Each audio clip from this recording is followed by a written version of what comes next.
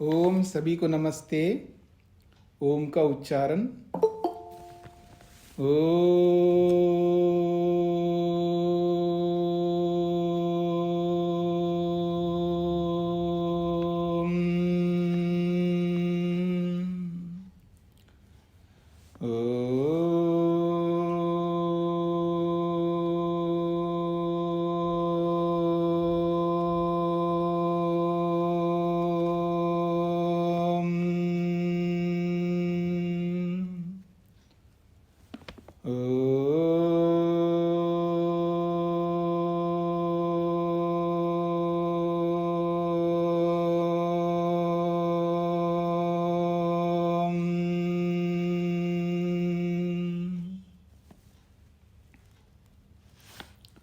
न्याय दर्शन की 157वीं कक्षा है।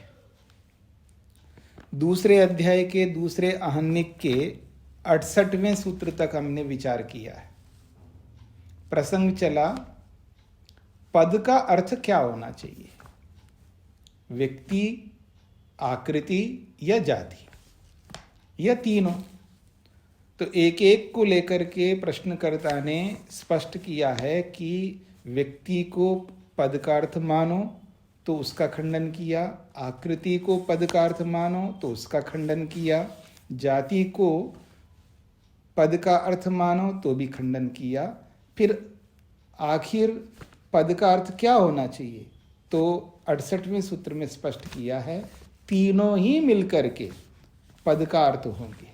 केवल व्यक्ति नहीं, केवल आकृति नहीं और केवल जाति नहीं, तीनों मिलकर के ही अर्थ कहलाएगा। तो इसलिए व्यक्ति, आकृति और जाति तीनों का मिला स्वरूप, संयुक्त स्वरूप ही पद का अर्थ होता है, ये स्पष्ट कर दिया है।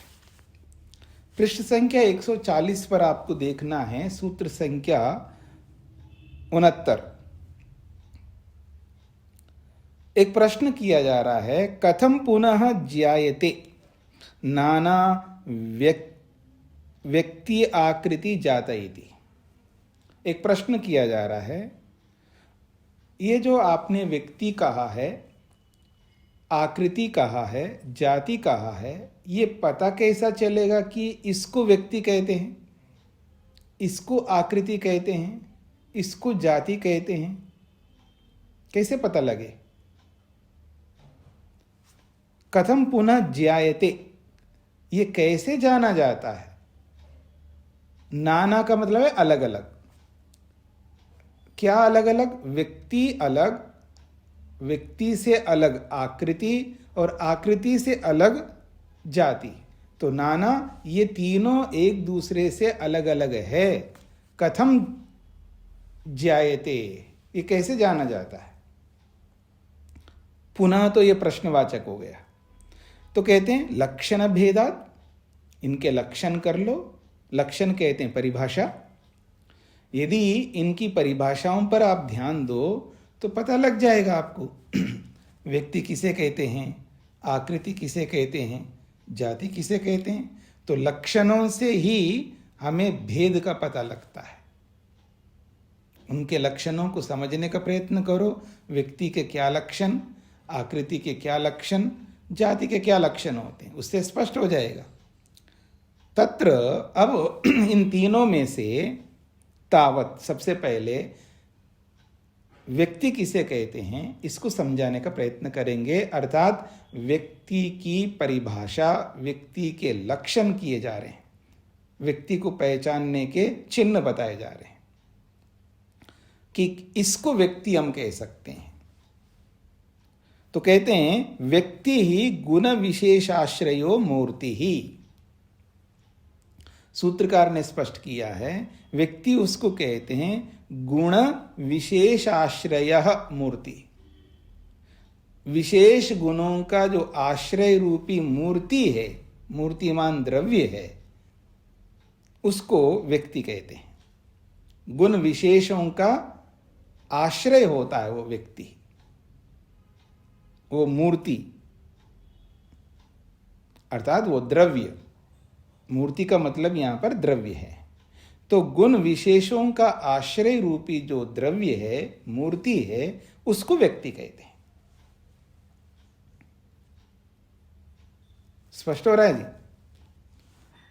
सूत्रार्थ कहता है व्यज्यते इति व्यक्ति ही, और व्यक्ति की और सरल परिभाषा ये है व्यज्यते इति व्यक्ति, जो प्रकट होता है, जो हमारे सामने प्रकट होता है, उसको व्यक्ति कहते हैं। व्यज्यते का मतलब है, व्यज्यते क्रियापद है, व्यज्यते प्रकट होना, तो जो प्रकट होता है उसको व्यक्ति कहते हैं।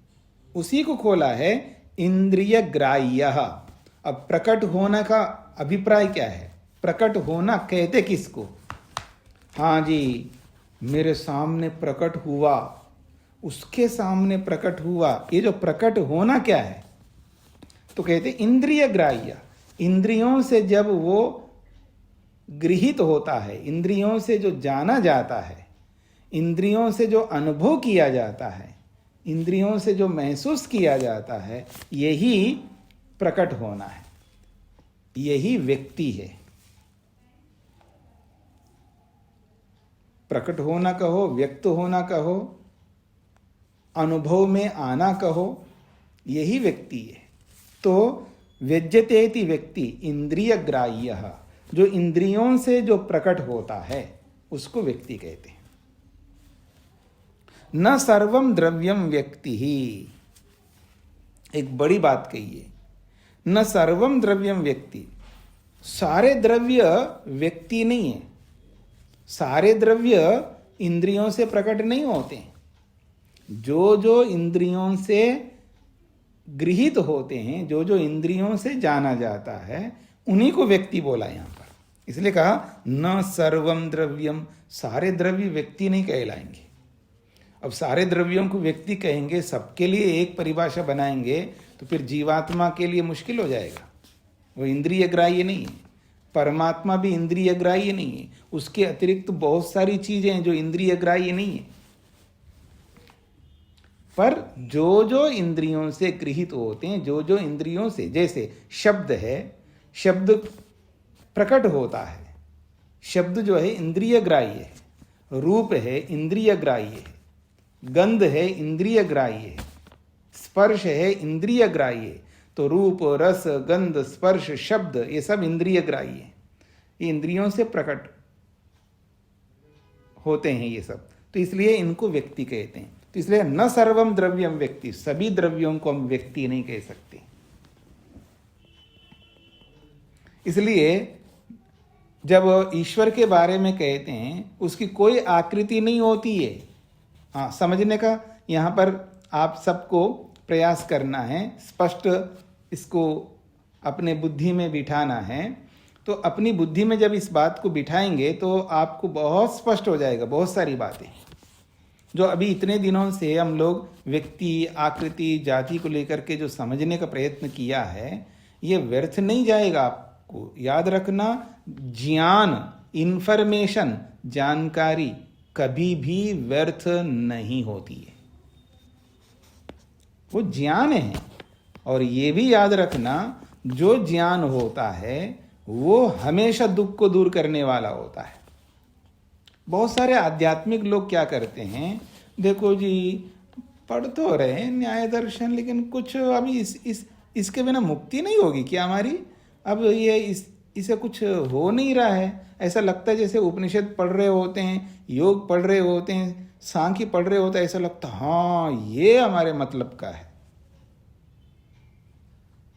हमको यही लगता है कि दुनिया में इतने ही दुख है, बस इतने दुखों को दूर करेंगे तो हमारा बेड़ा पार हो जाएगा। हमें तो बहुत सारे दुख होते हैं, हमको पता ही नहीं लगता है। जब उसमें प्रवेश करके देखो, पानी में उतर के देखो तो पता लगे ना पानी कहाँ तक आएगा। पानी में उतरे बिना कैसे पता लगेगा कितना गहरा है वो? पानी में उतर के देखो पता लगेगा गहरा कितना है। समुद्र के बीचों बीच जाकर के देखो पता लगेगा कितना गहरा है, कितना पानी है। तो ऐसे ही इस बात पर हमें ध्यान देना है कि कोई भी जानकारी ठीक है, वो वर्तमान में आपके प्रयोजन के अनुरूप नहीं है, एक अलग बात है, लेकिन किसी के लिए तो है वो। अब जब ज्ञान है, अब आप थोड़ा बुद्धि को थोड़ा खोलने का प्रयास करिएगा कि सब सत्य विद्या और जो पदार्थ विद्या से जाने जाते हैं उन सबका आदि मूल परमेश्वर है। यानी दुनिया में जितना भी सत्य है, जितनी भी सत्य विद्या है, जितनी भी है, और जिसको आप विद्या कहते हैं, कहीं का भी हो, किसी भी, उन सबका आधार ईश्वर है। तो ईश्वर का ज्ञान जो है वो सीमित नहीं है ना, वो अनंत है। तो अनंत ज्ञान ईश्वर का है वो, और उसको आप नजरअंदाज कैसे कर सकते हो? और ज्ञान से सुख मिलता है। आपको सुख चाहिए, मेरे को चाहिए, सबको चाहिए। और समस्या क्या है, जो हमारे में जो अविद्या है वो इतनी गहरी है कि अगर कोई व्यक्ति खाना नहीं खाता है ना, खाना का मतलब है जिसको रोटी नहीं खाता है, चावल नहीं खाता है, जैसा और सब लोग खाते, अरे खाना चाहिए, अब वो ऐसे सब डॉक्टर बन जाते हैं कि ऐसा हो जाएगा, भविष्य में ये होगा, वो होगा। उनको ये समझ नहीं आता है कि शरीर को जो चाहिए वो केवल इस अनाज से ही मिलता है। शरीर को जो जो पोषक तत्व चाहिए, जिसको आप न्यूट्रिशंस कहते हो, जितने भी चाहिए शरीर के लिए, जितना आवश्यक है, शरीर को जो चाहिए वो केवल इसी से मिलता है, ऐसा किसी को लगता होगा, क्योंकि उसकी जानकारी कम है। तो इसलिए आदमी बहुत परेशान होता है, कुछ खाया ही नहीं है ऐसा लगता है व्यक्ति को। अरे दूसरी चीज बहुत खा रहा है, लेकिन उसको तसल्ली नहीं हो रही है। वो उसकी अविद्या जो है ना, उसको रोकती है, उसके विवेक को, उसकी बुद्धि को खोलने को, उसका जो रास्ता है वो सब रास्ते बंद कर देती है अविद्या। व्यापक दृष्टि से हमको लेकर के चलना होता है। यानी समझ, जिसको आप कहते हैं ना, इंफॉर्मेशन, जानकारी जो है वो बहुत है दुनिया में, और उस अलग अलग जानकारियों से हमको अलग अलग विद्या जो मिलती है, और वो हमको सही रास्ते तक पहुंचा देगा।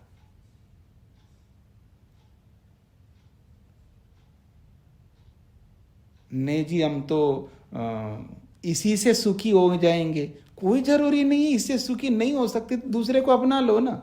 आखिर आपको तो सुखी तो चाहिए, वो सुख किसी से भी मिल जाएगा। हाँ, रास्ता उचित होना चाहिए, सत्य रास्ता होना चाहिए। अनुचित रूप से जाएंगे तो फिर वो वास्तव में वो सुख नहीं है, दुख को सुख मानने लग जाएंगे, वो एक अलग बात है। मतलब जो नेचर है, यानी जो संसार है, जो सिस्टम है, जो व्यवस्था है, उस व्यवस्था के अनुरूप जो भी हमको मिल जाए वो सुख का कारण है। तो इतना अपने आप को सीमित बना करके जो चलेगा ना, वो बहुत दुख पाएगा भविष्य में। इसलिए दिमाग को बिल्कुल एकदम ओपन रखना होता है। इसलिए महर्षि स्वामी दयानंद ने जब पुस्तक लिखी है सत्यार्थ प्रकाश, उन्होंने सबसे पहले भूमिका में यही संकेत किया है, अपनी बुद्धि को संकुचित बना करके इसको पढ़ोगे तो आप पढ़ ही नहीं सकोगे। और आप जो जानते हो वो जानो, बहुत अच्छी बात है, लेकिन थोड़ी देर के लिए अपनी मान्यता को रोक करके सामने वाला क्या प्रस्तुत कर रहा है उसको उसी के रूप में समझने का प्रयत्न करो।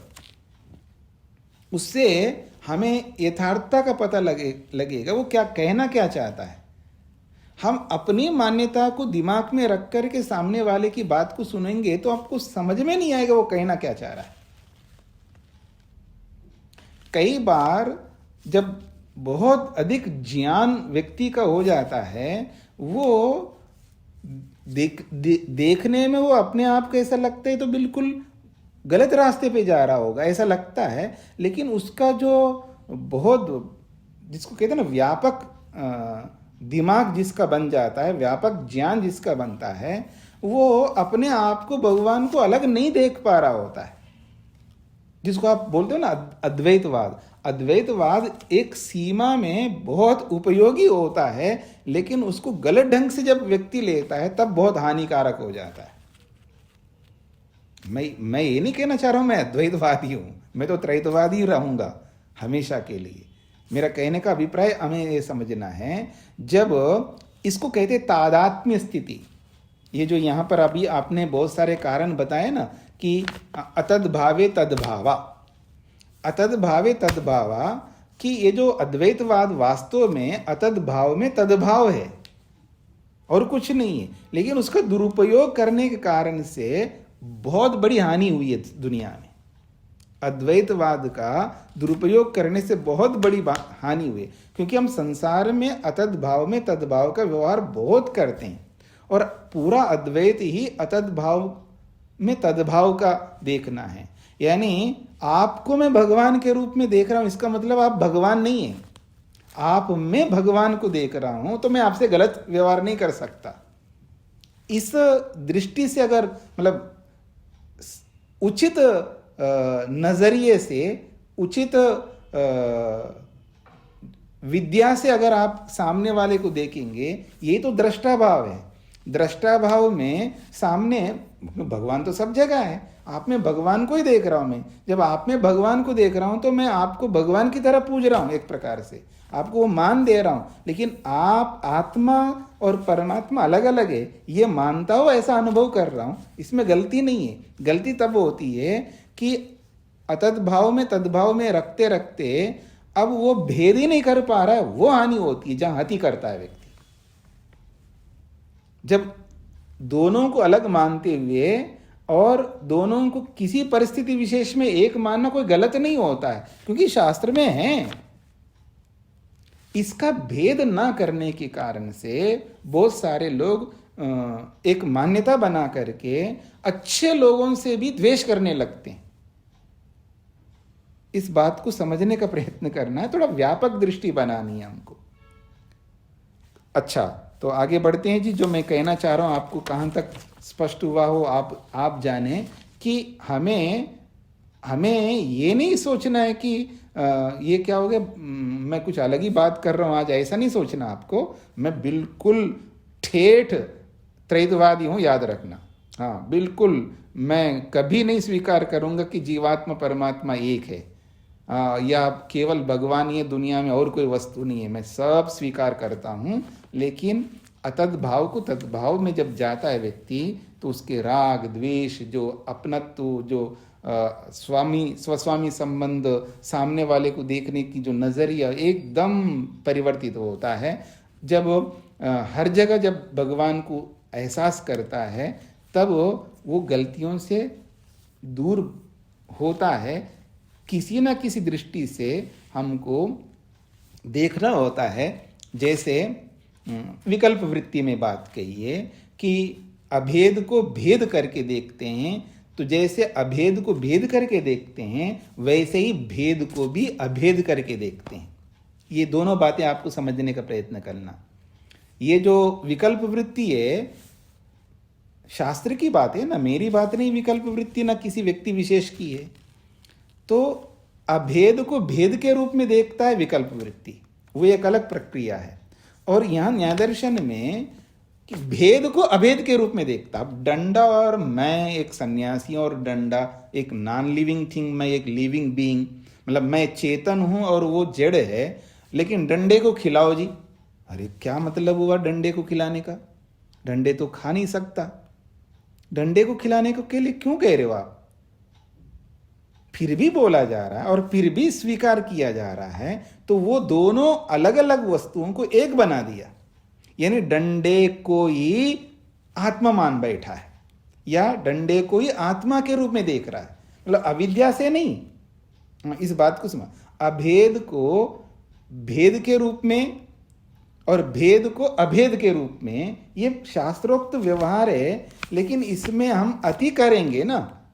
कोई ये सोचे कि शहद बहुत अच्छा होता है शहद के लिए, मतलब स्वास्थ्य के लिए, तो इसलिए शहद ही खाने लग जाए। आंवला बहुत अच्छा होता है, त्रिगुण नाशक है, यानी त्रिदोष नाशक है, ऐसा मैं कह सकता हूं। वात पित्त कफ, किसी भी प्रकृति वाले कहे आंवला बहुत अच्छा होता है, इसका ये मतलब नहीं बस आंवले का रस ही पीते जाओ, रस ही पीते जाओ। लौकी का रस बहुत अच्छा होता है, आदमी लौकी का रस पीता ही जा रहा है, पीता जा रहा है, अति करने लगता है व्यक्ति। तो किसी भी विषय में अति करेंगे वो अत्यंत हानिकारक होगा। लेकिन जीवन जो है समन्वय करने का होता है।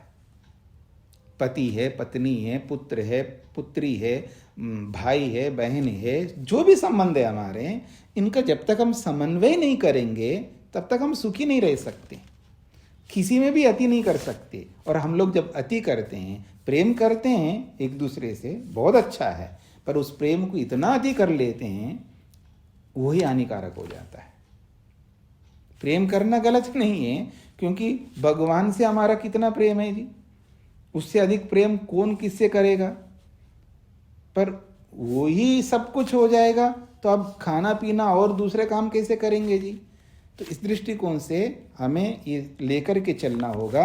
यह कह रहे हैं न सर्वम द्रव्यम व्यक्ति, सभी द्रव्य व्यक्ति नहीं है। और इसके अंदर ये भी समझना है हमको कि जो इंद्रिय ग्राह्य है, और वो इंद्रिय ग्राह्य जो इंद्रिय ग्राह्य होगा उन्हीं को व्यक्ति कहना। अब ईश्वर के लिए वहां पर इंद्रिय ग्राह्य नहीं है, क्योंकि उसमें वो आकृति जिसको आप कहते हो वो नहीं होती है। तो न तस्य प्रतिमा, प्रतिमा जो है ये व्यक्ति है, और उस प्रतिमा के साथ साथ आकृति जुड़ी हुई है, और उस प्रतिमा और आकृति के साथ साथ में वहां और भी बातें जुड़ी हुई है। तो इन कारणों से उसको व्यक्ति के अंतर्गत नहीं ले रहे। और केवल परमात्मा को ही नहीं, जीवात्मा को भी व्यक्ति में नहीं लेंगे, आकाश को भी नहीं लेंगे व्यक्ति में, वो इंद्रिय ग्राह्य नहीं है। ऐसी बहुत सारी चीजें जो इंद्रिय ग्राह्य नहीं है। यो गुण विशेषाणाम स्पर्शांतानाम गुरुत्व घनत्व संस्काराणाम अव्यापिनः परिमाणस्य आश्रयो यथा संभवम तद्द्रव्यम मूर्ति मूर्छितावयवत्वाद इति। बहुत बड़ी अच्छी बात कही जा रही है, इसको समझने का प्रयत्न करिएगा। यो गुण विशेषाणाम, यो का मतलब यह जो पदार्थ, जो व्यक्ति, गुण विशेषाणाम, जो विशेष गुणों का, वो कौन से गुण हैं? स्पर्शांतानाम, यानी स्पर्श पर्यंत। तो स्पर्श पर्यंत का अर्थ है गंध, पहला गुण है जी गंध, उसके बाद है रस, गंध, रस, रूप और स्पर्श, ये 4 गुण हैं।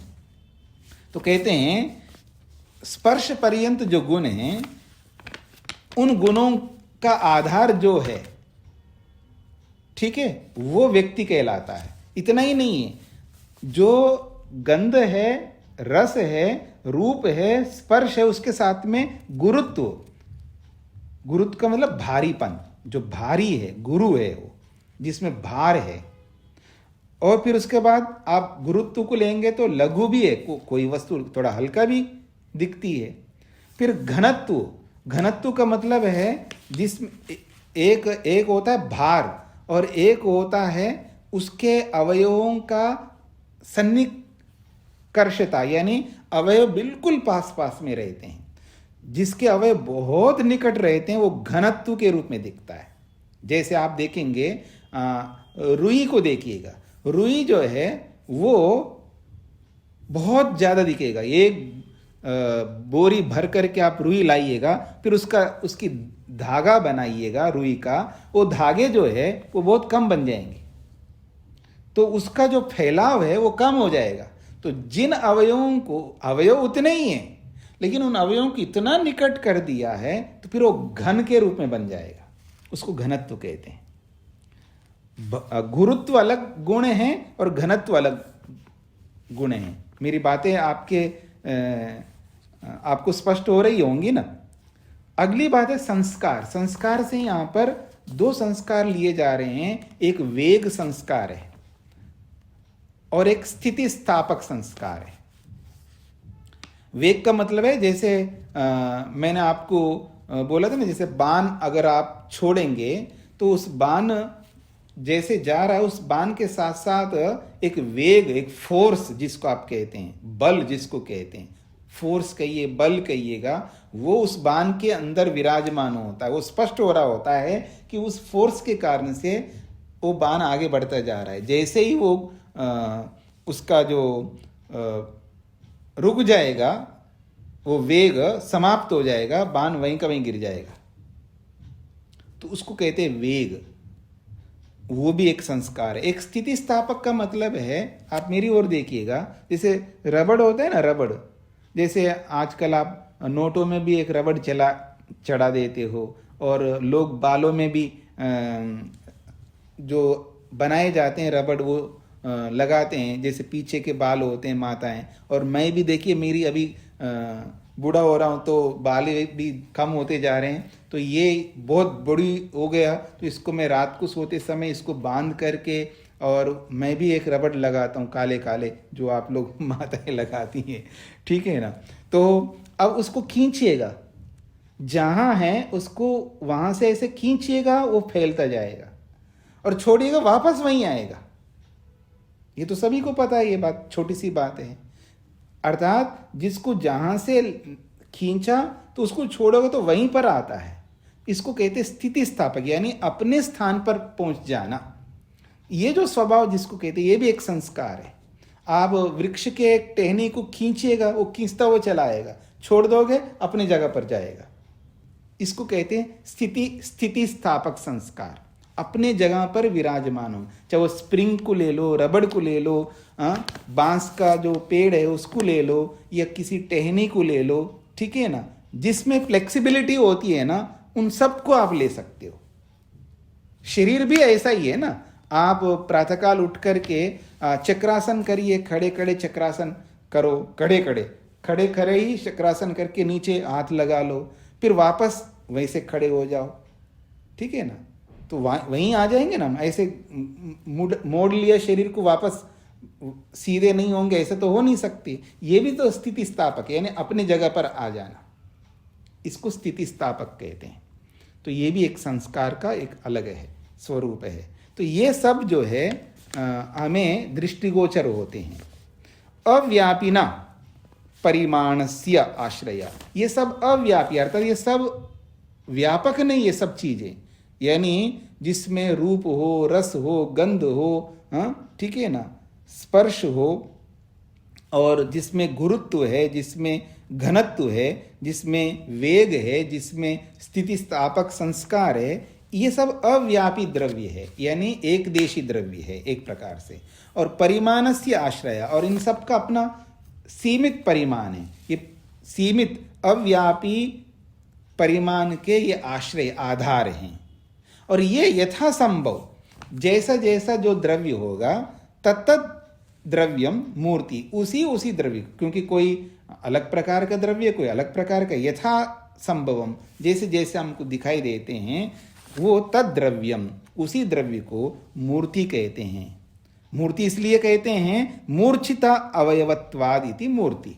जो मूर्छित अवयव, मूर्छित का मतलब वो जो आप मूर्छा समझते, वो मूर्छा नहीं है। यहाँ पर मूर्छित का मतलब एकत्रित अवयवों वाला। मूर्छित का अर्थ यहाँ पर एकत्रित अवयवों को, यानी अनेक अवयवों को इकट्ठा करना, यही मूर्छा है यहाँ पर। ये मूर्छा का एक अर्थ है, याद रखना। हाँ, मूर्छा का मतलब ये बेहोश हो गया जी, वो मूर्छा नहीं है। यहाँ मूर्छा का अर्थ है जो दूर दूर अवयवों को एकत्रित करना, संगठित करना। इसी को सांख्य में संघात कहा है। मूर्छा का मतलब है वो संघात। संघात का मतलब है दूर दूर स्थित अवयवों को बिल्कुल निकट लाना और उसको एक बना देना। तो ये मूर्छित अवयवों वाला होने के कारण से ये मूर्ति कहलाता है।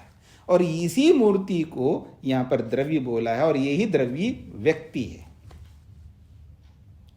स्पष्ट हो गया जी। अब आगे बढ़ें तो व्यक्ति किसे कहते हैं, तो इन्होंने कहा गुण विशेष आश्रयो मूर्ति। विशेष गुणों का जो आश्रय है वो मूर्ति है और वो द्रव्य है, उसी को व्यक्ति कहते हैं। अब आकृति किसको कहते हैं, आकृति की परिभाषा की जा रही है। आकृति ही जाति लिंगाख्या। आकृति उसको कहते हैं जो जाति और लिंगाख्या, लिंग कहते हैं चिन्ह को, जाति और चिन्हों से जिसका बोध होता है उसको आकृति कहते हैं। जाति और चिन्हों से जो पता लगता है उसी को आकृति कहते हैं।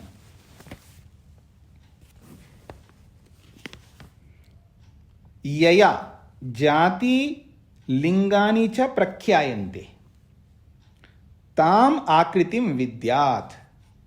भाष्यकार महर्षि वात्स्यायन कह रहे हैं यया, देखिए आकृति जो है ये स्त्रीलिंग में है ना, इसलिए यया कहा।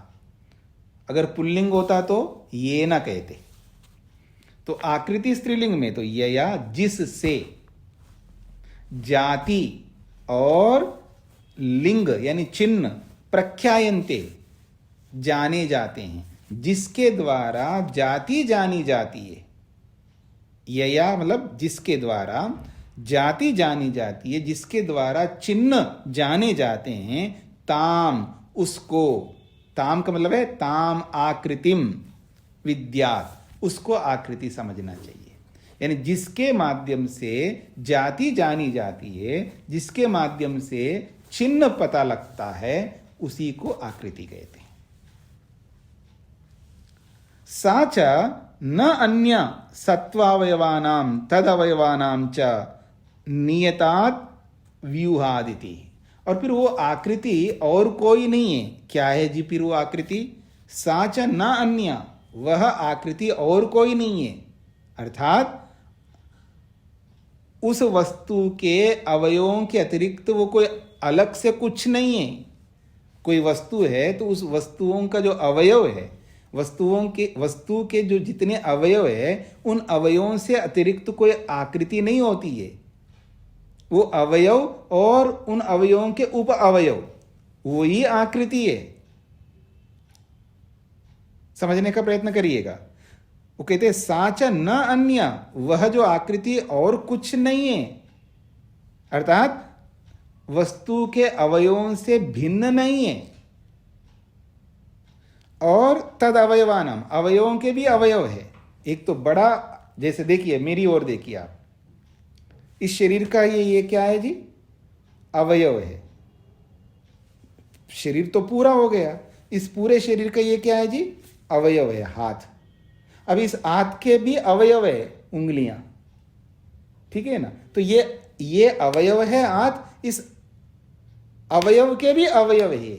इसलिए कह रहे हैं अवयवानाम तद अवयवानाम, उस अवयव के भी अवयव, ये सब मिलकर के ही आकृति कहलाता है।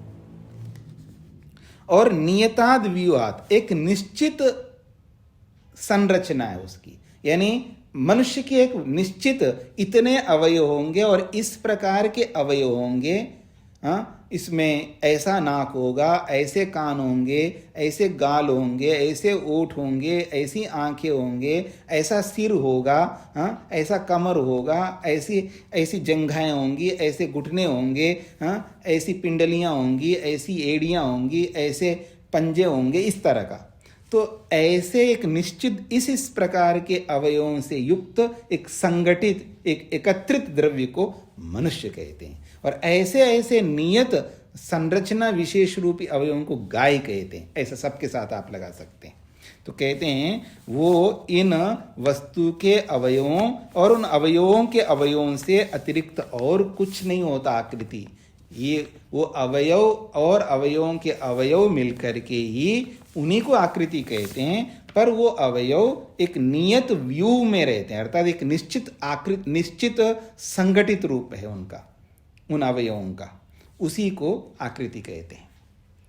नियत अवयव व्यूहा खलु सत्वावयवा जातिलिंगम। कहते हैं नियत अवयव व्यूहा, एक निश्चित अवयवों की जो संरचना है। अब आप गाय को सामने रखिएगा, निश्चित अवयव का मतलब है, देखिएगा 4 उसके पांव हैं, ठीक है, और उसका पूंछ है, उसका एक गल कंबल है जो लटक रहा होता है कंबल की तरह गले में, और उसका एक गुम्मत की तरह एक पीठ के ऊपर है, ऊंचा उठा हुआ है। ये एक निश्चित ऐसे अवयवों वाले को हम देख करके पता लगते हैं, अच्छा ऐसे लक्षणों वाले को गोतु कहते हैं, इसमें गायपन है। और ऐसे अवयवों वाले इसको मनुष्य कहते हैं, और ऐसे अवयवों वाले को घोड़ा कहते हैं। इस तरह का, जैसे अवयव उनके होंगे और जैसा उसका अवयवों का जिस तरह का संगठित संरचना होगी उसके आधार पर हमको पता लगता है। और ये बातें कैसे पता लगती हैं हमको?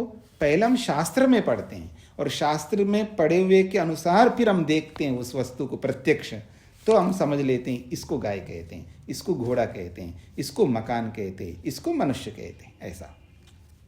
तो नियत निश्चित संरचना विशेष रूपी अवयवों वाले को ही जाति कहते हैं और वही अवयव निश्चित संरचना ही वो लिंग है उस जाति का। जैसे शिरसा पादेन गाम अनुमिन्वन्ति, वही बात मैंने जो आपको बोला है कि सिर को देख करके, पाँव को देख करके, उस गल कंबल को देख करके, उसके गुम्मत को देख करके गाम अनुमिन्वन्ति, गाय को समझते हैं। उसके जो निश्चित अवयव जिस तरह का होते हैं, जो हमने पढ़ रखा है, जान रखा है, उन निश्चित उस प्रकार के अवयवों से देख करके हम उसके सिर को, उसके पाँव को, उसके गल कंबल को, उसके पूंछ को, उसके गुम्मत को, जो पीठ के ऊपर जो ऊपर उठा हुआ जो मांस का जो लोंदा है उसको कहते हैं। तो इन सब को देख करके हम गाम अनुमिन्वन्ति, हम गाय को समझ लेते हैं, जान लेते हैं। नियते च सत्वावयवानां व्यूहे सति गोत्वं प्रख्यायते इति। नियते च सत्वावयवानां, जो निश्चित इस प्रकार के, सत्व कहते पदार्थ, वस्तु, जो निश्चित वस्तु के ऐसे से अवयवों के व्यूह संरचना के होने पर गोत्वं प्रख्यायते, गोत्व का ज्ञान होता है। अनाकृति व्यंग्यायाम जातो मृत सुवर्णम रजतम इत्येवमादिषु आकृतिर निवर्तते।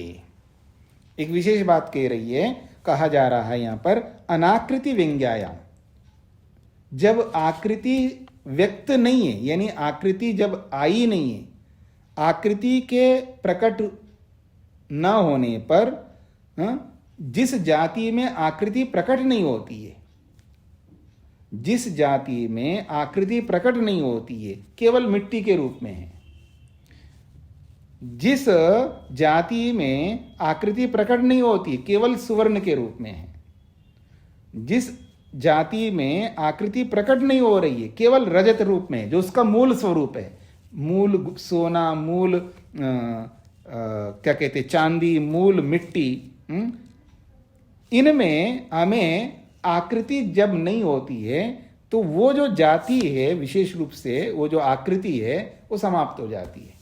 तो कहते हैं इत्येवमादिषु, जो मूल स्थिति में है, जिसमें आकृति प्रकट नहीं हो रही होती है, आकृतिर निवर्तते, इनमें आकृति नहीं होती। सोने की आकृति नहीं है, मतलब आप मूल जो सोना है उसकी कोई आकृति होती है क्या?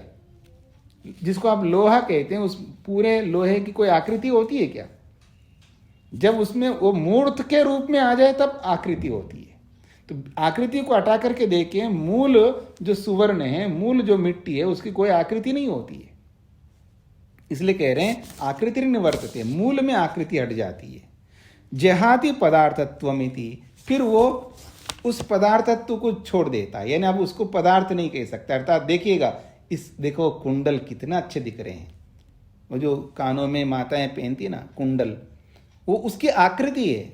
तब वो सोना जो है वो सोना नहीं रहा, अब सोने की आकृति आ गई वहां पर, तब उसको कुंडल एक पदार्थ के रूप में देखते, एक चीज। हाँ जी, गहने आप बोलते ना, इसके बहुत अच्छे गहने हैं, हीरे जड़े हुए हैं, जो भी आप कहेंगे इस रूप में। तो कह रहे हैं जहाति पदार्थत्वम, जब उसकी आकृति नहीं है तो उसको पदार्थ, यानी पदार्थ का मतलब वैसे तो पदार्थ है, मूल रूप में पदार्थ तो है ही है, लेकिन इसको कुंडल रूपी पदार्थ में या घड़े रूपी पदार्थ में, साड़ी रूपी पदार्थ में इसको नहीं देखेंगे। तो साड़ी रूपी पदार्थ नहीं रहा, कुंडल रूप पदार्थ नहीं रहा, घड़ा रूपी पदार्थ नहीं रहा, ऐसे सबके साथ लगा सकते। ये इसका अभिप्राय है। आकृति जो है जाति के माध्यम से, चिन्हों के माध्यम से आकृति स्पष्ट होती है। दो बातें बता दी है, अब तीसरी बात। हाँ जी, मोहन लाल जी को क्या पूछना था? आचार्य जी नमस्ते जी। स्वामी जी, मैं ये जानना चाह रहा हूँ, अभी जो आप ये कह रहे हैं कि जो मिट्टी है और सोना है और चांदी है, ये आकृति नहीं, जब वो बिना आभूषण के जिस रूप में भी है उसकी आकृति तो मानेंगे हम, वो आकृति जो आंखों से दिखाई देने वाला है, आकृति तो उसकी है जी। वो तो यूं तो पूरी सृष्टि की आकृति है, मैं वो नहीं देख रहा हूं। मैं यहाँ जो जो जिस प्रसंग में जो बात कही जा रही है वो उतना ही देखना है हमको, मतलब उसी प्रसंग के अनुरूप ही वो बात होती है ना, वो सबको ध्यान में रख करके बात नहीं हो रही है। भाई घर में चावल नहीं है जी, तो सामने से चावल है ही नहीं है। अब चावल है ही नहीं है का मतलब घर में नहीं है, बस इतना हमको समझना है। दुनिया भर में चावल तो है, समाप्त हो गया। तो उतने अंश में देखना है। ऐसे यहाँ पर जिस प्रसंग को लेकर के बात कही जा रही है उतने प्रसंग में, जब मूल मिट्टी देखो मिट्टी है, उसका कोई ऐसा स्वरूप यहाँ विशेष रूप गड़ा चकोरा जो भी आजकल जो मिट्टी के पात्र बनते, वो जब आकृति आ जाती है उसकी, तब पता लगता है हाँ ये घड़ा है ऐसा। अब मिट्टी तो मिट्टी पड़ी है। यहाँ पर एक क्षेत्र बनाते हैं ना, इस क्षेत्र की दृष्टि से देखेंगे कि ये जो प्रस्तुत करने वाले ने प्रस्तुत किया है, जैसे मिट्टी के अलग अलग पात्र होते हैं, सोने के अलग अलग आभूषण होते हैं, वो अलग अलग आभूषण आने पर वो अलग अलग आकृतियां आ गई है। तब वो अलग अलग आकृतियों के कारण से तब हमने कहा कि ये क्या कहते हैं, गहने हैं, ये कुंडल है, ये ऐसा है वैसा है। अब सोना सोना है बस। अब उस सोने से हमारा प्रयोजन थोड़ा सिद्ध हो रहा है, नहीं हो रहा है ना। तो प्रयोजन को ध्यान में रख करके, व्यवहार को ध्यान में रख करके हर बात होती है शास्त्र में। जो व्यवहार अव्यवहारणीय है उसको, उसके बारे में हमको कोई लेना देना नहीं है। जो व्यवहार को ध्यान में रख करके, क्योंकि व्यवहार पूरा मुक्ति के लिए होता है। हम चाहे लौकिक व्यवहार करें या आध्यात्मिक व्यवहार करें, ये सारे व्यवहार जो है हमारे सुख के लिए होते हैं। तो ये जिस व्यवहार को सामने रख करके बोला है उतना ही हमको देखना है। ठीक है जी मोहनलाल जी, धन्यवाद, नमस्ते। तो व्यक्ति आकृति को बताने के बाद में जाति को लेकर के बताया जा रहा है कि जाति किसको कहते हैं। तो उसकी एक सरल परिभाषा की है जाति की, समान प्रसवात्मिका जाति ही, एक जैसा ज्ञान को उत्पन्न करने वाली जाति होती है। प्रसव का मतलब उत्पन्न, तो समान का मतलब एक जैसा, एक जैसे ज्ञान को उत्पन्न करने वाली जाति होती है। क्योंकि जाति जिसको हम कहते हैं वो एक जैसा ज्ञान उत्पन्न होता है। सारे मनुष्यों को देखो एक जैसा ज्ञान होता है आपको, सारे अब क्या बोलूं आपको, यानी आप सारी पुस्तकों को देखो तो पुस्तक पुस्तक पुस्तक एक जैसा ज्ञान हो रहा है ऐसे। तो आप गायों को देखो, सारी गायों को देखो, जितनी भी गाय हैं, तो सब एक जैसा ज्ञान हो रहा है। तो समान ज्ञान को उत्पन्न करने वाली जो होती है उसी को जाति कहते हैं। क्योंकि जाति में एक जैसा ज्ञान होता है, ये भी मनुष्य, ये भी मनुष्य, वो भी मनुष्य, वो भी मनुष्य, सब मनुष्य हैं, ऐसा एक जैसा ज्ञान। ऐसे ये सब गाय हैं, तो एक जैसा ज्ञान को उत्पन्न करने वाली जो है उसी को जाति कहते हैं। या समानाम बुद्धिम प्रसूते, जो एक जैसी बुद्धि को उत्पन्न करती है। या का मतलब या जाति, स्त्रीलिंग में जाति शब्द, तो या जाति जो जाति है समानाम बुद्धिम प्रसूते, एक जैसे ज्ञान को उत्पन्न करती है वो। भिन्नेषु अधिकरणेषु यया बहुनी इतरेतरतो न व्यावर्तन्ते, कहते हैं भिन्नेषु अधिकरणेषु। अधिकरण तो अलग अलग है, अधिकरण का मतलब आधार। देखिए आप अलग हो, शेखर जी अलग है, तेजनारायण जी अलग है, वेद प्रिया जी अलग है, माता पुष्पलता जी अलग है, ऋचा जी अलग है, आशुतोष जी अलग है, योगेश जी अलग है, कमलेश जी अलग है, शकुंतला जी अलग है, रश्मि जी अलग है। ऐसे ये सब भिन्न भिन्न पदार्थ हैं, लेकिन जिसको भी मैं देखूं वो ही मनुष्य है। ऐसा नहीं है कि मैं एक को मनुष्य कहूं, दो को कहूं, पांच को कहूं, बाकियों को मनुष्य ना कहूं। भिन्न भिन्न अधिकरण है। ठीक है ना। अधिकरण का मतलब आधार, मतलब अब ऋचा का आधार, ऋचा का शरीर है, जो भी वो व्यक्ति अलग है। शेखर जी का अपना व्यक्तित्व अलग आधार है, उनका सबका अपना अपना आधार है। तो अलग अलग भिन्न भिन्न अधिकरणों में जो है उसमें यया जिससे बहुनी बहुत होते हुए भी इतरेतरता एक दूसरे से न व्यावर्तनते भिन्न नहीं कहे जाते हैं, एक जैसे कहे जाते हैं, उसी का नाम जाति है। स्पष्ट हो गया जी। यो अर्थो अनेकत्र प्रत्ययानुवृत्ति निमित्तम तत्सामान्यम। अंत में उसको बोला जा रहा है यो अर्थः, जो अर्थ अनेकत्र, जिस अर्थ को हम देख रहे हैं वो अर्थ अनेकत्र यानी अनेकों वस्तुओं में, अनेकों पदार्थों में, प्रत्ययानुवृत्ति एक ही जैसा ज्ञान को बार बार रिपीट कर रहा है। वो अनुवृत्ति का मतलब है दोहरा रहा है। सभी पदार्थों में जिस जिस पदार्थ को देखो उस पदार्थ के एक जैसे ज्ञान को बार बार आवृत्त कर रहा है, और वो बार बार आवृत्त करने का जो कारण बन रहा है उसी कारण को सामान्यम कहते हैं, और उसी सामान्य को जाति कहते हैं। मतलब जो पदार्थ का मतलब है मनुष्य को केवल रखना, आपको ऐसा नहीं रखना जो पदार्थ का मतलब अलग अलग प्रकार के रखोगे, मतलब सारे मनुष्यों को रखो, तो हर मनुष्य में जो आपको एक जैसा बोध हो रहा है, उस एक जैसा जो ज्ञान हो रहा है उसी को तुम जाति कह रहे हैं। मतलब सामान्य का मतलब उसमें इसमें क्या अंतर है, वो भी आदमी, ये भी आदमी, ये भी आदमी, ये भी आदमी, वो भी आदमी है, सब आदमी है। अच्छा, मैं आपको आगे थोड़ा सा और बोलूंगा आगे। तो सब एक जैसे हैं और सब में एक जैसा बोध हो रहा है, भिन्न बोध हो नहीं रहा। उसी भिन्न बोध को, उसी समान ज्ञान को सामान्यम कहा है। और वो जो सामान्य ज्ञान कराने वाली जो चीज है, जो हमको हो रहा बोध, उसी को जाति शब्द से बोला जा रहा है। उसको सामान्यम कहो, जाति कहो, एक ही बात है। अब यहां थोड़ा सा हमको ये समझना है, यच्च केशांचित अभेदम कुतश्चित भेदम करोति तत्सामान्य विशेषो जातिरिति। अब एक थोड़ा सा अलग बात कही यहां पर। एक होता है महासामान्य, यानी सब के लिए एक जैसा है। जैसे आप द्रव्य है, द्रव्य क्या है जी, है, वस्तुएं हैं, गुण हैं, कर्म हैं, सत्ता है, अच्छा मैं ये बोलूं, द्रव्य हैं, बहुवचन में बोल रहा हूं, गुण हैं, कर्म हैं, सामान्य हैं, विशेष हैं, समवाय हैं, सब हैं, और सब में है विद्यमानता, सब में एक जैसा है, किसी में कोई अंतर नहीं है। ईश्वर की विद्यमानता में, प्रकृति की विद्यमानता में, जीवात्मा की विद्यमानता में कोई अंतर नहीं है, एक जैसा है। इसको कहते हैं सामान्य, और सामान्य सब में एक जैसा है, तो इसको महासामान्य कहते हैं। अब इसके भेद प्रभेद वो दुनिया भर के बनेंगे। जैसे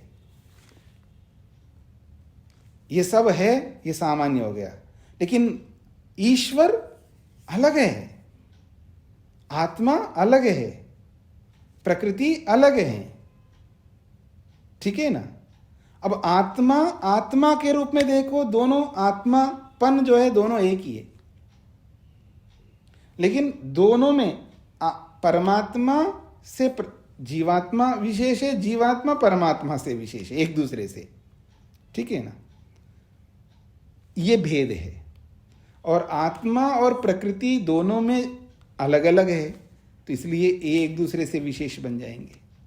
और सामान्य तीनों होंगे, आत्मा, प्रकृति और परमात्मा, तीनों सामान्य हैं, तीनों एक ही कैटेगरी में आ रहे, क्योंकि तीनों में अस्तित्व है, तीनों हैं, एक जैसे हैं, तीनों की विद्यमानता सेम है, विद्यमानता में कोई अंतर नहीं है, एक ही क्वालिटी की है, इसलिए दोनों तीनों समान हैं। तो तीनों समान हैं, लेकिन तीनों विशेष भी है। समान अलग कारण से हैं और विशेष अलग कारण से हैं। तो इसको कहते हैं सामान्य विशेष भी बन सकता है और विशेष सामान्य भी बन सकता है। सारे मनुष्य एक जैसे हैं, लेकिन स्त्री और पुरुष अलग अलग हैं। ठीक है जी। अब मनुष्यों को लेता हूं मैं, मतलब मनुष्यों में भी स्त्री को लेता हूं और मनुष्यों में भी पुरुष को लेता हूं, तो सब पुरुष समान हैं। ठीक है जी। और सब पुरुष समान होते हुए मैं सब पुरुषों में विशेषता भी ला सकता हूं। देखो, शेखर जी बड़े गोरे दिखते हैं और तेज नारायण जी तो काले दिख रहे हैं और कोई सांवले दिख रहे हैं, तो ये फिर विशेष बन जाएगा। ऐसे आप बड़ा सबको एक ही कैटेगरी में लाएंगे तो उसको सामान्य महासामान्य कहते हैं, उसको महासत्ता कहते हैं। और फिर उसी महासत्ता को बदलते जाएंगे आप, व्यक्ति व्यक्ति में बदलाव होता जाएगा, तो फिर उस ग्रुप बनते जाएंगे, तो सामान्य विशेष ऐसे बनते जाएंगे। स्पष्ट हो रहा है जी आप लोगों को? अब देखिएगा, द्रव्यों में सब द्रव्यों में द्रव्यत्व है, तो सब द्रव्यों में द्रव्यत्व है तो ये सामान्य हो गया। लेकिन सब गुणों में गुणत्व है तो ये सामान्य हो गया। सब कर्मों में कर्मत्व है, ये भी सामान्य हो गया। लेकिन द्रव्यत्व और गुणत्व दोनों एक दूसरे से विरुद्ध है, इसलिए एक दूसरे के प्रति वो विशेष भी हो जाएंगे। ऐसे सब के साथ लगा सकते हैं। और ये बात मैंने पहले भी आपको जब 6 पदार्थों को समझा रहा था तब भी ये बातें कही थी। स्पष्ट हो गई सब लोगों को? तो आपके सामने आ गया है व्यक्ति किसे कहते हैं, आकृति किसे कहते हैं और जाति किसे कहते हैं। और जब किसी पद का अर्थ हम लेंगे तो पद का अर्थ तीनों आएंगे। तो ये तो अलग प्रसंग है। अब आपके मन में आ सकता है कि जब हम आत्मा का साक्षात करेंगे, परमात्मा का साक्षात करेंगे, तो फिर वहां पर भी यही रहेंगे। नहीं है, बिल्कुल नहीं है। ये तो इंद्रिय ग्राह्य वस्तुओं की चर्चा है। ये जब इंद्रिय ग्राह्य वस्तु ही नहीं है, वो तो अलग ढंग से उनका, तो फिर उसकी अलग चर्चा होगी। वहां क्या होगा वो आप योग पढ़ेंगे तब समझ में आ जाएगा आपको। वहां पदार्थ किसको कहते हैं, वहां थोड़ा सा अलग होगा आपको। वहां मतलब पद का, वहां भी यही पद आएगा, लेकिन उस पद का अर्थ क्या होगा वो भी वहां भी चर्चा की है योग में इसी प्रकार का। लेकिन इसकी चर्चा बिल्कुल उससे भिन्न है। वहां शब्द, अर्थ, ज्ञान इस रूप में लिया है, यहां व्यक्ति, आकृति, जाति इस रूप में लिया है। वहां शब्द, अर्थ और ज्ञान वो अलग प्रक्रिया। जब उस प्रक्रिया में आप जाएंगे तो आपको वो भी समझ में आएगा। तो ज्ञान अलग अलग प्रकार का है और बहुत सारे ज्ञान ये मेरे काम का नहीं है ऐसे कभी भूल से नहीं बोलने का। हाँ, आज मेरे को काम नहीं आएगा लेकिन रखूंगा जरूर। हाँ जी, हाँ जी, आजकल पोस्ट करते रहते हैं ना आप लोग भी, आपके पास भी आता है व्हाट्सएप, ट्विटर, पता नहीं क्या क्या आप चलाते होंगे। तो उसमें कुछ चीज़ें आप रखते हो ना, हाँ, स्टोर करके रखते हो ना, कुछ चीज़ों को संभाल के रखते हो आप उन फाइलों को। तो जो भी जानकारी आपको मिली उसको भी संभाल के रखो। पता नहीं कब कौन सा फाइल खुले और कब काम आ जाए आपको और वही आपका नैया पार करा दे। हाँ, याद रखना, विद्या विद्या होती है, याद रखिएगा। किसी कुछ बात पूछनी हो तो पूछिएगा। हाँ जी, रचना जी को क्या पूछना है जी? नमस्ते स्वामी जी। एक लाइन का अर्थ पूछना था जी। ये इसी में ही 71वें सूक्त में पहले कॉमा के बाद भिन्नेषु अधिकरणेषु यया बहुनी त्रेतरतो न व्यावर्तन्ते। हाँ, इसका भिन्नेषु अधिकरणेषु का मतलब है अलग अलग मनुष्यों में। मतलब रचना एक मनुष्य है, ऋचा एक मनुष्य है, पुष्पलता एक मनुष्य है, वेद प्रिया एक मनुष्य है। तो ये भिन्न भिन्न हैं। और अधिकरण का मतलब है इन सबका आधार अलग अलग है, एक ही आधार नहीं है ना, सबके आधार अलग अलग है। और जिससे यया का मतलब है भिन्नेषु अधिकरणेषु, अलग अलग अधिकरणों में, यया जिससे बहुनी का मतलब बहुत अधिक है ना आप लोग, इन बहुत अधिकों में इतरेतरता एक दूसरे से न व्यावर्तन्ते, एक दूसरे से अलग नहीं कहे जा रहे हैं, सबको एक ही कहा जा रहा है। ये भी स्त्री है, ये भी स्त्री है, वो भी स्त्री है, वो भी स्त्री है, वो भी स्त्री है, ये भी स्त्री है। समझ रहे हैं आप लोग? तो न व्यावर्तन्ते का मतलब इनको भिन्न नहीं कहा जा रहा है, एक ही कहा जा रहा है सबको। ये इसका अभिप्राय है। जी धन्यवाद। और किसी कोई बात पूछनी है? बहुत मुश्किल से आपका दूसरा अध्याय पूरा हुआ है।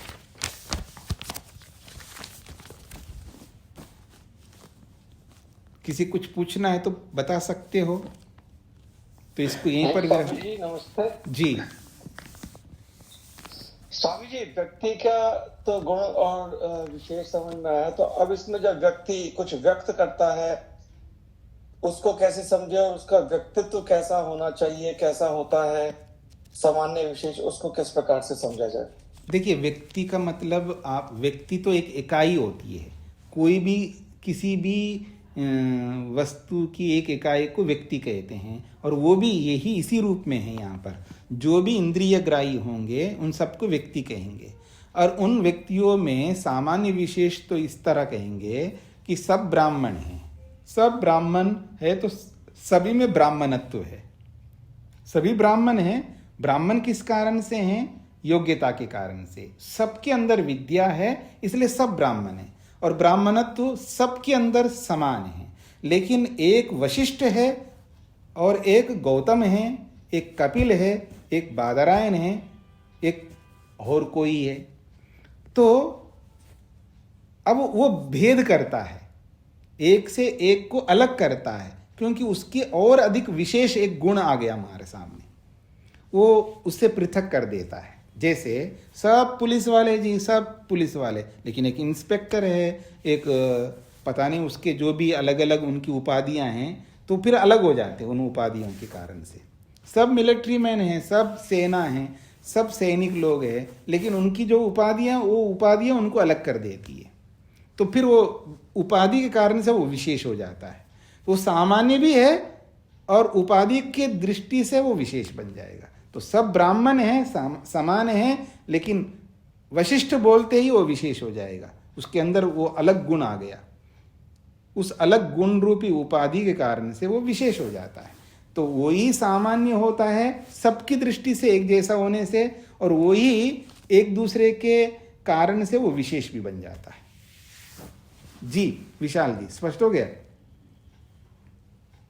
जो व्यक्तित्व है वो उसको विशेष गुण के कारण उसको अलग कर देगा दूसरे व्यक्तियों से। हाँ जी, हाँ जी। व्यक्तित्व का मतलब आप यूं समझ लीजिएगा, जो उसके अंदर जो क्वालिटीज हैं वो गुण ही तो है ना। व्यक्तित्व क्या है? उसके गुण हैं। मान लो आप बहुत अच्छे लेखक है, तो वो आप को अलग कर देगा उसमें। आप बहुत अच्छा वक्ता है, तो आपका वक्तृत्व कला है, उसको अलग कर देगा। ऐसे वो फिर विशेष बन जाएंगे ना। और जी, और जो व्यक्त है वो उस चीज को एक्सप्रेस करने की जो उसकी कला है, चाहे वो बड़ा पुलिस वाला हो या छोटा पुलिस वाला हो, जिस प्रकार से वो व्यक्त करेगा उस प्रकार का उसका व्यक्तित्व बन जाएगा। व्यक्त का मतलब आप क्या व्यक्त करना हो, उससे क्या व्यक्तित्व बनाने का क्या कहना चाहते हो उससे आप? मैं ये समझना चाह रहा हूँ कि स्वामी जी, जैसे एक्सप्रेशन होता है जिसका अर्थ मेरे को लगता है कि व्यक्त करना होता है, कि आप अपने आप को किस प्रकार से सामने जाकर प्रेजेंट करते हैं, व्यक्त करते हैं, उसी तरीके से आपका व्यक्तित्व दिखलाई देता है। आप ऐसा इसको यूं समझ लीजिएगा, कोई प्रेजेंटेशन बहुत अच्छा करता है लेकिन उससे व्यक्तित्व नहीं पता लगता है। बोलना, दुनिया में मनुष्य के अंदर एक ऐसा गुण है बोलना, वो इतना जबरदस्त गुण है, उस प्रेजेंटेशन से आपके उसके व्यक्तित्व का पता नहीं लगेगा। क्योंकि बोलना एक कला है, बहुत अच्छा बोलने से उसका व्यक्तित्व बहुत अच्छा है ये नहीं समझ में आएगा। व्यक्तित्व का मतलब है उसके बहुत सारे जो गुण हैं वो हमको नहीं समझ में आएगा। हाँ, बोलने की कला बहुत अच्छी है, इसमें कोई दोहराई ही नहीं है, लेकिन उस बोलने की कला के कारण से वो बहुत धार्मिक होगा, वो बहुत इंसान अच्छा नेक इंसान होगा, बहुत परोपकारी होगा और बहुत ऐसा होगा, ऐसा नहीं पता लगेगा ना। वो तो बस इतना ही पता लगेगा ये बहुत अच्छा बोलता है, ये बहुत अच्छा लिखता है, ये बहुत अच्छा ऐसा है। व्यक्तित्व का पता लगता है उसके व्यवहार से। जी। जी, वो एक अलग चीज है, वो अलग प्रसंग है तो उसका। जब उसका व्यवहार व्यक्त होगा तब पता चलेगा कि उसका व्यक्तित्व कैसा है। हाँ केवल बोलने से नहीं होगा, जो उसके विचार है जब उसको व्यवहार में वो व्यक्त करेगा हाँ जी। तो उसका व्यक्तित्व पता चलेगा और तब उसको हम कह सकते हैं ये इस प्रकार का व्यक्ति है। जी जी जी बिल्कुल। जी धन्यवाद स्वामी जी। तो इसको यहीं पर विराम देते हैं जी, फिर आप कल मिलते हैं, तीसरे अध्याय को प्रारंभ करेंगे, या किसी को कोई प्रश्न होता पहले प्रश्नोत्तर कर लेंगे, और प्रश्न नहीं होंगे तो तीसरे अध्याय को प्रारंभ करेंगे। ओम शांति शांति शांति।